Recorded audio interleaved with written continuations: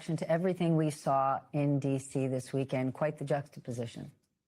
It was, Stephanie, a weekend of humiliation for the president and for the United States of America. Of course, Donald Trump has lost a number of rulings in the courts about having his name on federal buildings and rewriting history in national parks. He was forced to take those things down this weekend, start reversing them. And at the same time, the country, I think, was humiliated by this spectacle. Now, let me just say, I'm not opposed to the idea of the United States having some sort of UFC fight or some sort of event. But I think to anyone watching this, anyone steeped in history, this felt a lot like America's Roman moment. And to those students of history, they'll probably remember a satirist from Roman times named Juvenal, who watched his country slide into autocracy and coined a very famous phrase, bread and circuses. That is what he said Roman rulers, as the Roman Republic fell and turned into the empire,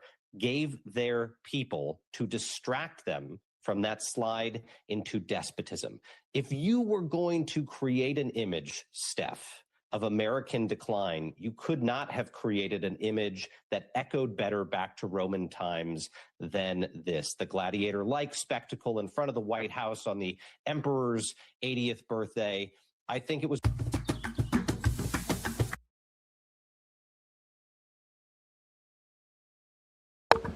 Shalom. I give all honor and glory and praises to Yahweh, by Hashem, Yahweh by Hashem, Rakakodash, the abundance to the elders and apostles of Great Millstone, who taught me this truth and sincerity. Salutations to the hopeful that spread throughout the four corners of the earth. All right, this is going to be our response to the clip I just played. It's entitled Department of Homeland Security, portion of DHS stands for. Yeah.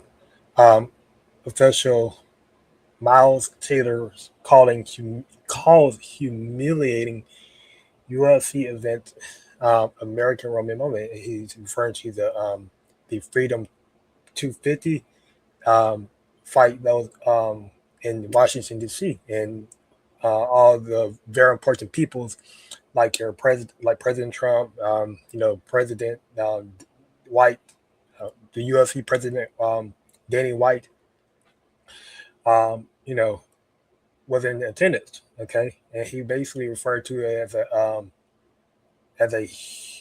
as humiliating, and he referred to it as a Roman moment. Okay, because during the time of the Roman Empire, right, you had what you call gladiator events. Okay, which were because the word gladiator goes back to where Latin gladius, which means a sword.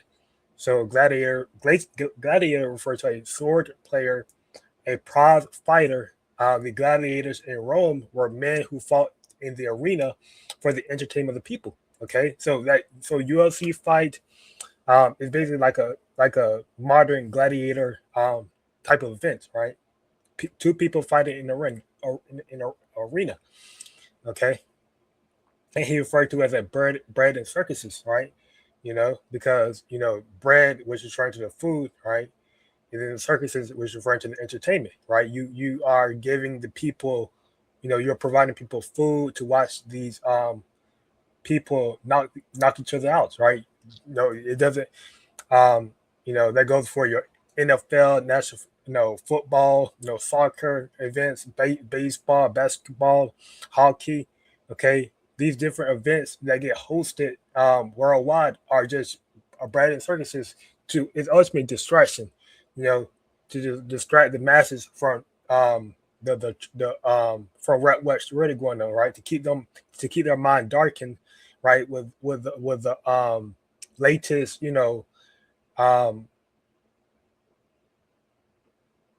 latest headlines of these different sports events. Okay, this is why you have the Knicks, right? When the Knicks won the NBA finals, right?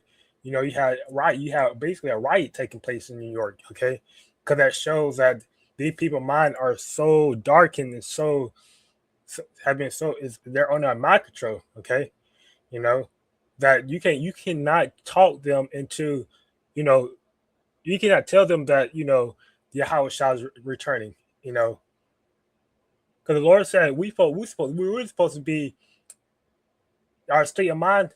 We're supposed to be in a state of mind, and we're supposed to be in a state of mind and getting prepared, right?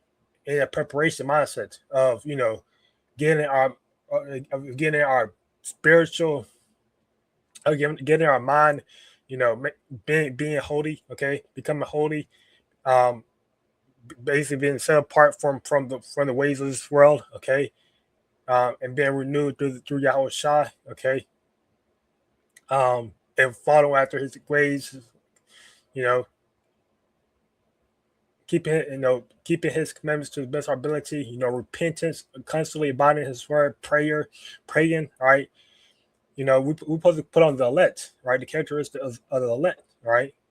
You think we can talk these people, that rise in New York over the Knicks winning the finals, into that mindset, that elect mindset? No, right? These people are too gone. Their mind is controlled, right? And this basically what bread and circuses is set up for, to distract the masses, right, from the truth, right, from what they should really be focused on, right.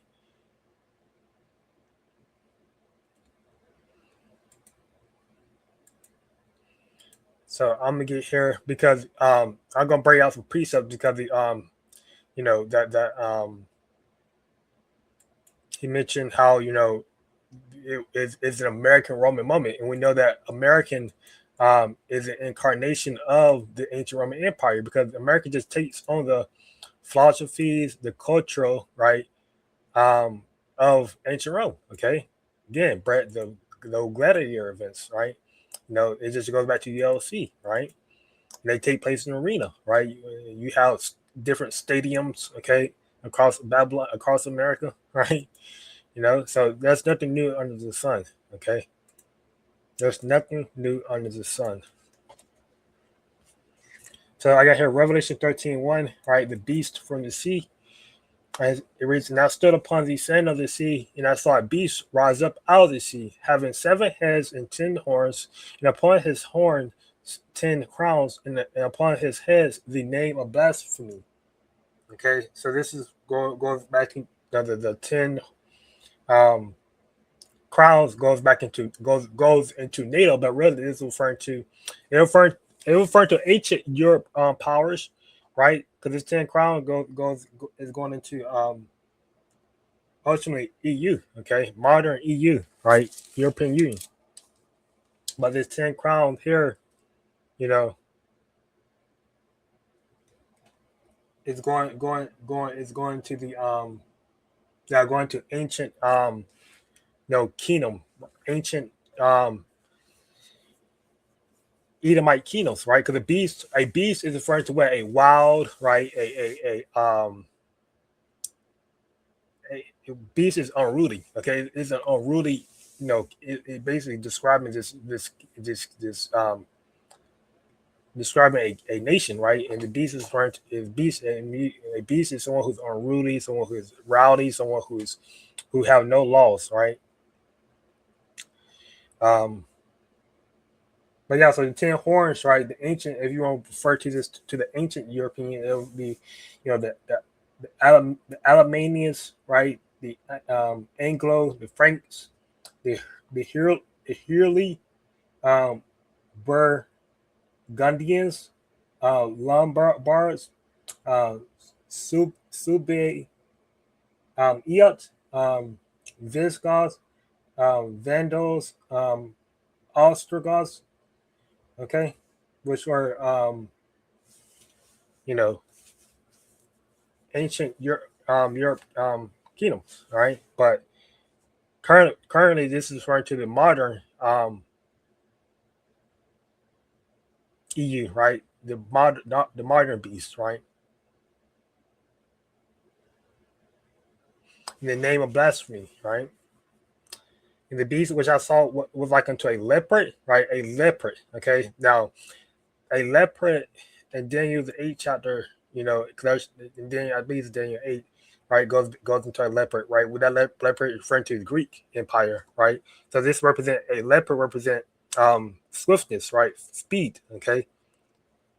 So and this leopard also can represent the Greek empire because the scripture speaks about how Alexander the Great the way he conquered and the way he rose into power was fast, right, quick, and the feet were like were as the feet of bear. Now they refer to Russia, right, because it's referring to Russia rising up into power, okay, and we know the national animal of Russia is the bear. As the mouth of a lion, and it's referring to UK. They all their national animal is a lion, right? United Kingdom, and we know that America, came out of UK. The Revolutionary War, and the dragon, which is referring to the Roman Empire, the ancient Roman Empire, gave him his power and his seat and great authority. Okay, so they represent the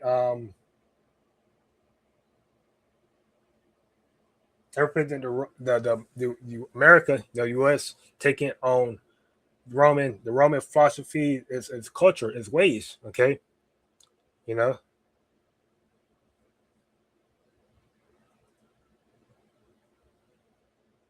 and I saw one of his heads as it were wounded to death, and his deadly wound was healed, and all the world wondered after the beast.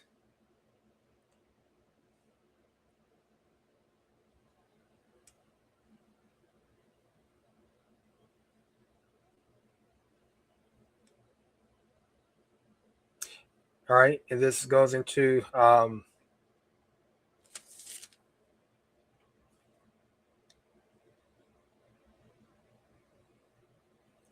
wounded the head, as it were, went to death, returned to ancient Rome. Okay, and his deadly wound was healed through America, right, through Babylon, through modern Rome, right, U.S. Okay, and all the world wondered after the beast, right? Meaning what the world wonder after, meaning they made friendship with the beast, right? They took on the beast, took on the ways of the beast, all right. Democracy, okay. You have many of these nations, right, having the democracy type of government, right? Republican government,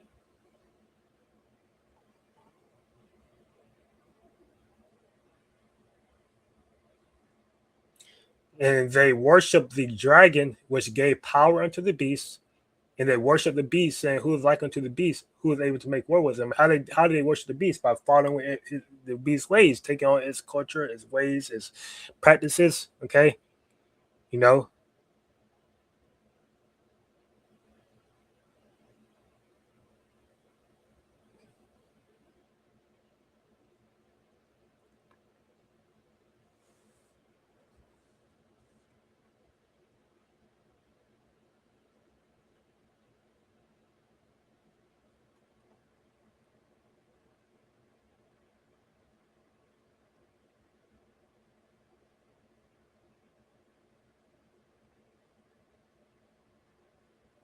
All right, so yeah, now we get here Daniel 8.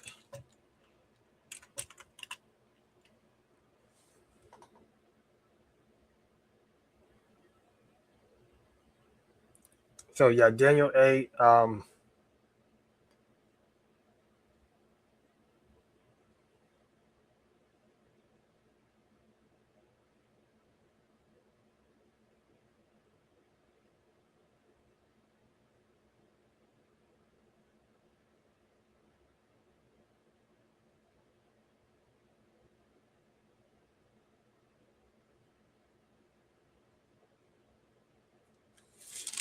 Fuck it, bear with me. Is that where I take it? Actually, that's the correct chapter, Daniel 8. Either Daniel 8 or Daniel 9.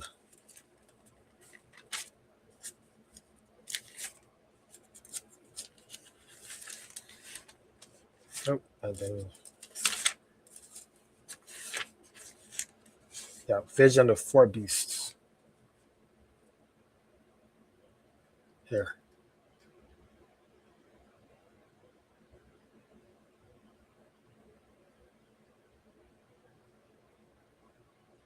Yeah, this is where I want to be at. Daniel the seventh chapter. All right, so you have so the four great beasts are referring to Edomite nations, right? Because the Lord likened the Edomite into base men. Okay, base men meaning people without laws, people who are unruly. Okay, you know what? Just completely base, right? Look where base up. Okay, because the Lord said he's what in the same book, basically in the same book. But Daniel, he said that he said the Most High rule in the kingdom of man. He said of what so he will, even the basest man, all right, into rulership, and you have the basest man ruling, right? So it shows that the Lord is rooted in the kingdom of man. He's the one who put your presidents, who put your so-called presidents in their power seat. He's the one who put Donald Trump in his power seat. All right, Donald Trump saying that he's a chosen one. Yeah, he is chosen. He was chosen to be the president, of this beast, president of the Edomite nation, right? Of this heathen nation, okay? Because he's a heathen, he's an Edomite, okay?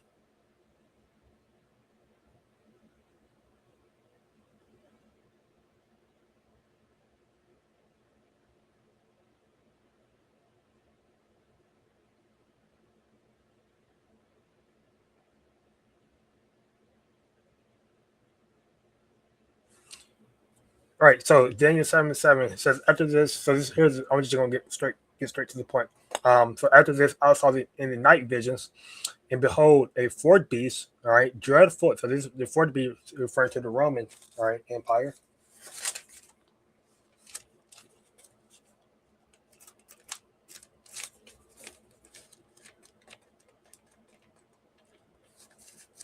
Just get my notes here.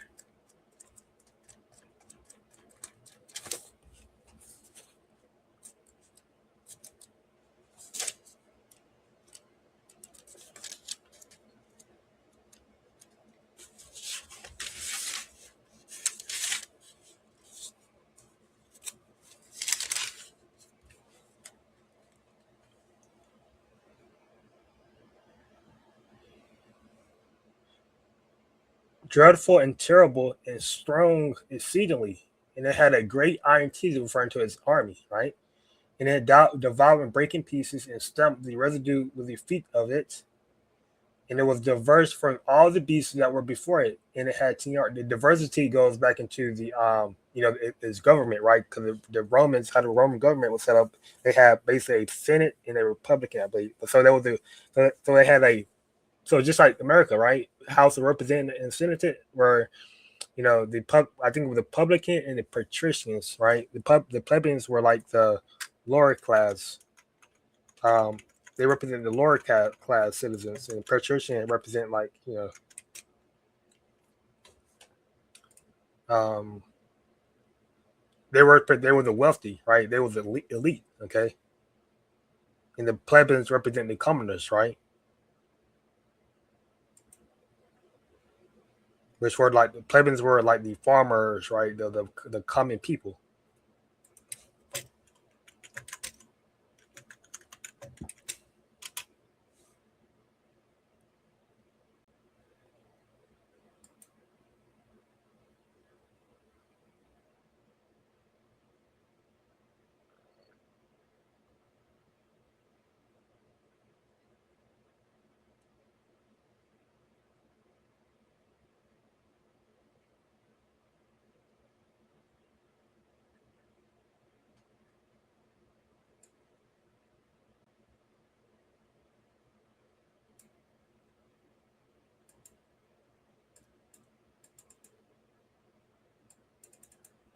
So that's the diversity of the Roman Empire, and it had 10 horns, right, going back into the into its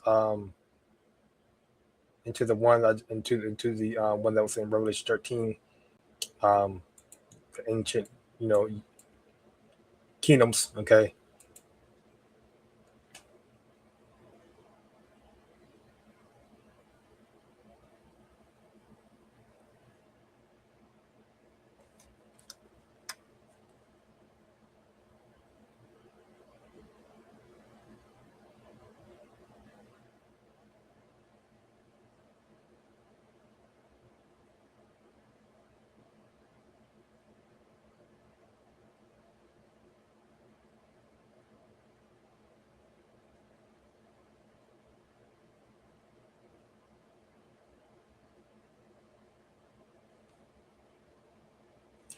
And I consider the horns, and behold, there came up among them another little horn, before whom there were three of the first horns plucked up by the roots. And behold, in this horn were eyes like the eyes of men, and a mouth speaking great things. Right? So the three horns that were plucked up by the roots, referring to the French, um, what Britain and Spain, because the French, Britain, and Spain, they were major modern European rulers, right? Before America came into power, okay? Because America, who the majority of the Spain, Britain, and French controlled North America, and controlled what we're now controlled the USA. Basically, they had land, right? Before USA became a power, Britain, French, and Spain was all throughout America, right? The Spain controlled Florida on down. The French controlled, what the state of Louisiana, Louisiana, because you have something called the Louisiana Purchase, and Britain, of course, Louisiana and westward, and Spain. I believe Spain also controlled Mexico, or controlled Texas, California, um, in the Caribbean, right? And then the Britain had that 13 colonies, right?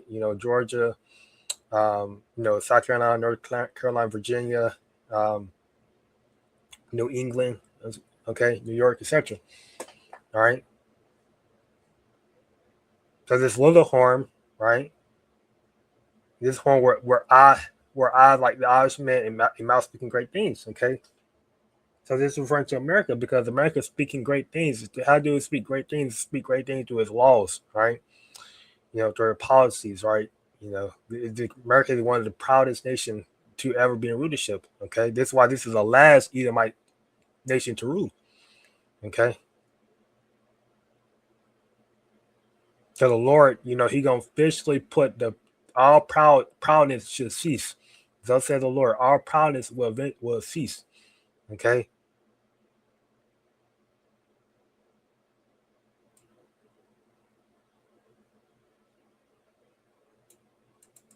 And Trump, in U.S. and we know this that Babylon the Great thing, they will never go down. Okay.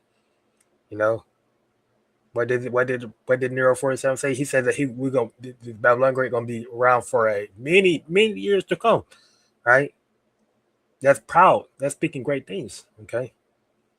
And then this is why Daniel 7:9 goes into the ancient of days reign, right? Because the Lord, He coming back, right, to put an end, right, to this modern Roman Empire. Okay.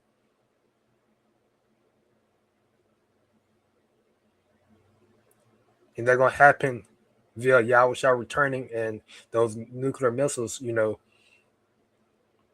completely destroying these nations. All right. So, Lord, what that was edifying.